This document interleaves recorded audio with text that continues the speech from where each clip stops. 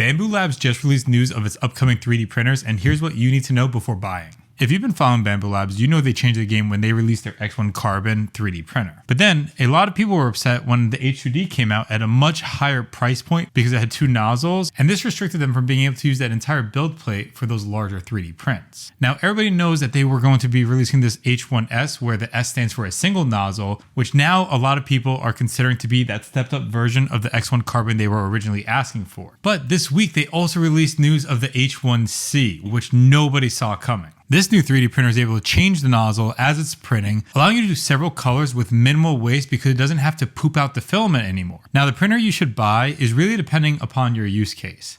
If you love the X1 Carbon and just want to step it up, I highly suggest just getting the H2S.